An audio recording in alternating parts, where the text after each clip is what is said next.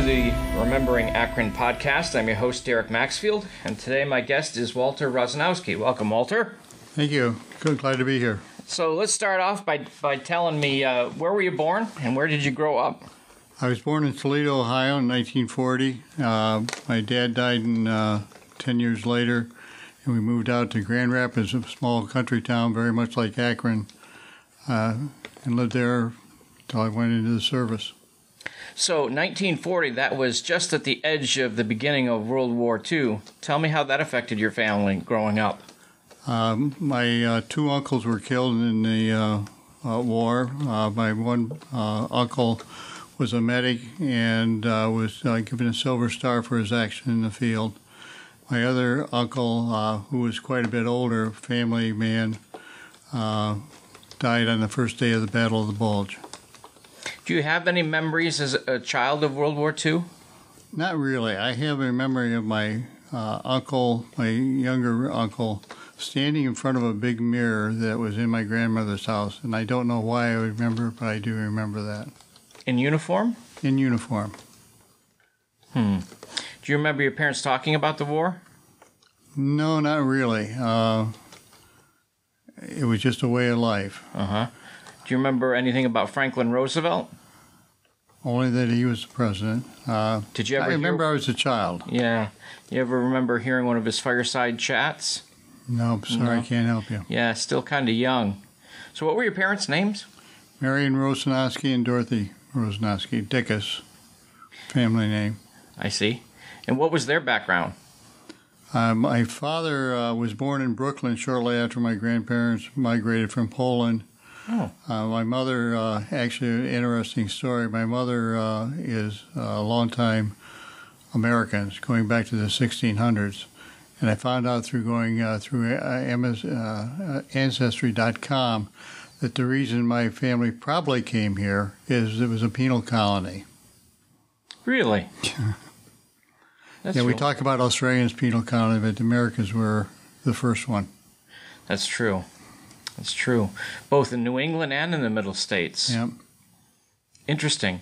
So was Polish spoken in your family at all?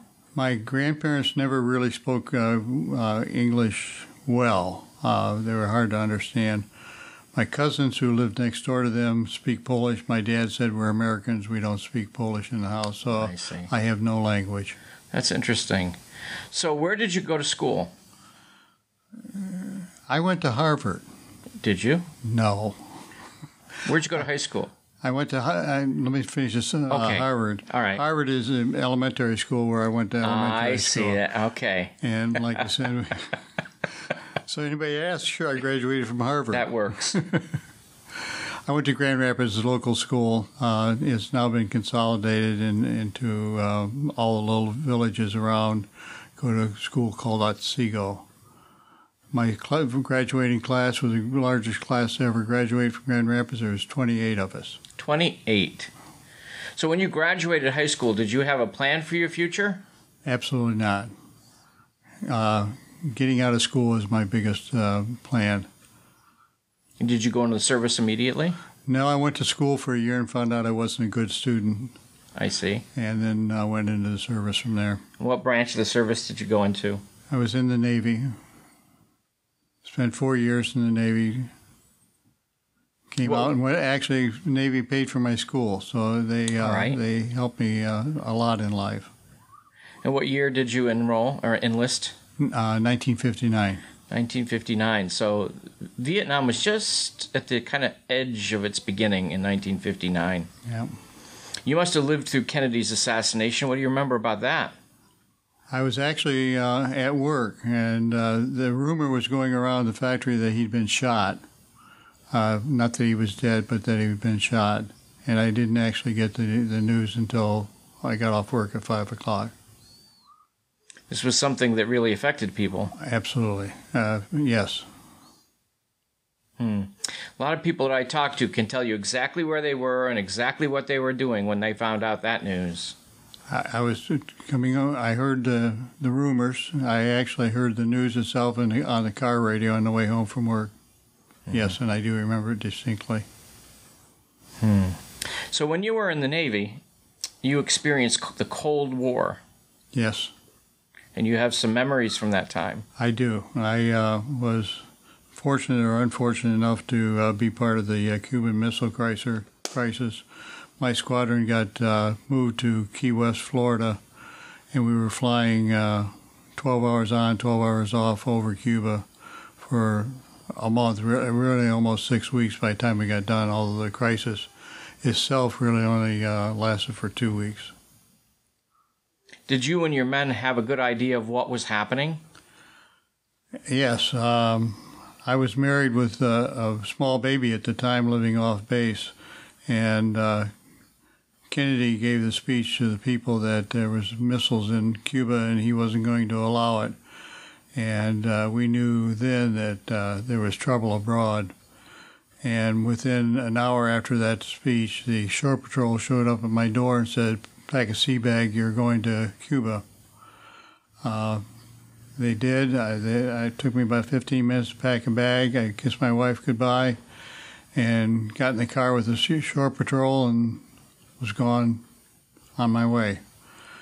To continue that, they took us back to the flight line where we were, a whole bunch of us, probably a couple hundred people, sat around for the rest of the night trying to figure out what was going on, and the rumor mill, of course, was giving us all kinds of different things. Mm-hmm. About daylight, they called our squadron, and the captain of the squadron told us where we were going, that we were, in fact, going to Cuba, and we got in a plane and left. And what was your job once you got to Cuba? I was an airborne radar operator. Flew Willie Fudd, WF-2 airborne early warning for the fleet, and we were flying over Cuba. So you were just continuously kind of going in a circle around Cuba, keeping an eye on the radar.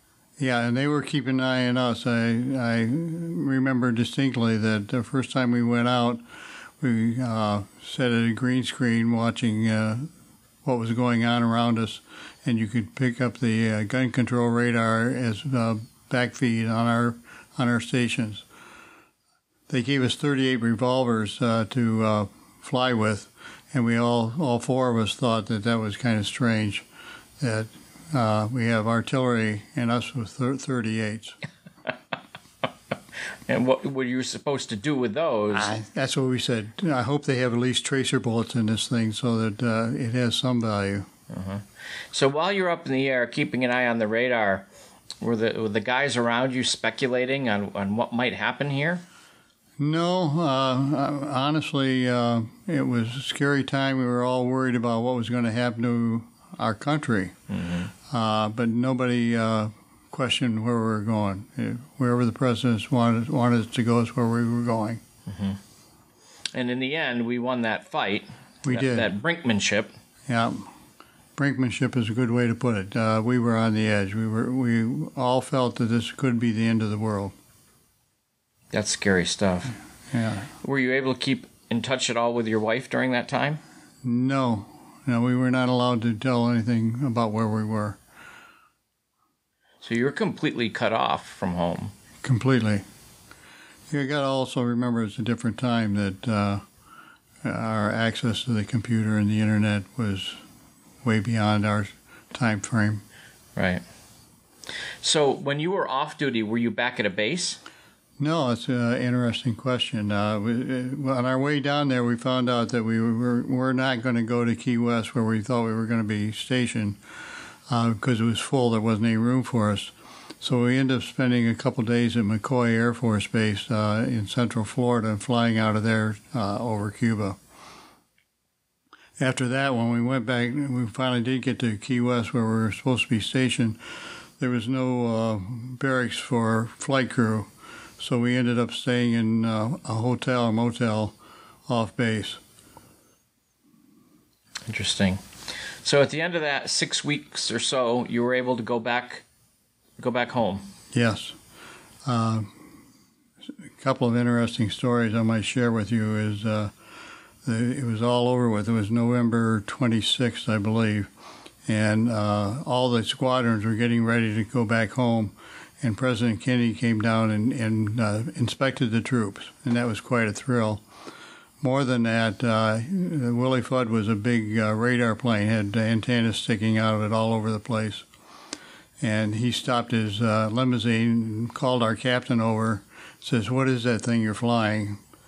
And he responded with, it was a airborne radar unit. And that was quite a cool experience. And I didn't actually talk to him, but I was within 20 feet of him. My goodness. Yeah, cool. How did you think the president handled that crisis? We won. Okay, that tells the story. All right. So, how long were you in the service after this crisis? Actually, I was getting ready to get out. My 4 years was up. We were actually concerned that, and a lot of guys, it did happen. They were supposed to be shipped out and got held over. But I got back in time. That I actually got out in March, so I was back home quite a while. All right. And what was your next career after the Navy? Thanks to the Veterans Program, I was able to go to college. Where'd you go to school? I went to Bowling Green University in Ohio. Good school. Good school. And what did you major in? Well, I majored in business, but I was really majoring in computer science, but they didn't have a curriculum for that at the time. I took classes at the local community college for programming and systems design. So you went into computers as a career thereafter? I did. I spent 6-7 years as a programmer, moved on to design, systems design, and eventually into consulting, and finally into sales. So when you first started your career in computers, what year was that? 1968. 1968. And computers back then were a lot bigger than they are today. By far. Tell me about one of those early computers you worked on. Well, my first computer was a IBM 36040, and the story behind that is 36040 was a huge machine. Before that, they were 16K machines. Took as much space. There was a lot of board wiring with those, as well as programming for those. So that when the 360 came out, there wasn't many of those around. We were in Bowling Green, which is near Toledo, Ohio, and the closest one was in Detroit. So we would go twice a week for an overnight where we would do all our testing because we didn't have a machine to test on. That was during the race riots in Watts, and we had to be escorted anytime we left the building because it was a dangerous place to be. My goodness, that must have put you on edge a little bit. I was a kid. So the programming that you were doing at the time, what was that like? Well, it started off and we were working with assembler language, which is 16K language. Like I said, partly programming, partly using boards. And we were converting from that to an IBM 360, which was using PL1, which is Programming Language 1. It was used for a long time until we actually got into the next phase of programming. So you were a programmer for about 10 years, you said. Yes, about that. Why did you change to something new? Money. I see. I was offered a job as a systems designer, which was a big step up from financially. And was that still in Bowling Green? No, by this time I was working for Owens Corning. Owens Corning? Yeah. And so you had to move? I did have to move. I moved from Bowling Green. Actually, I was living in Grand Rapids. And we went to Newark, Ohio, N-E-R-K. It's actually Newark, like New Jersey. Okay. But everybody there calls it Newark. Okay. How long of a distance is that between those places? Oh, it's not far. No. Okay. A couple 100 miles. All right. So you started your new career in systems design. What were you designing? My first job was putting in a new inventory system for the manufacturing plant, and I did some other work in accounting in both receivables and payables. All right. And how long did you do that? Oh, I did that for a long time, probably 15 years. 15 years? Yeah. All for Owens Corning? No, I went to work for Service Systems, which is here in Buffalo. That's how I ended up in Buffalo. I see. All right. What did you think of the move from Ohio out to Buffalo, New York? Better question me, what my wife think of that. All right. We were alone. By this time, we had 3 kids.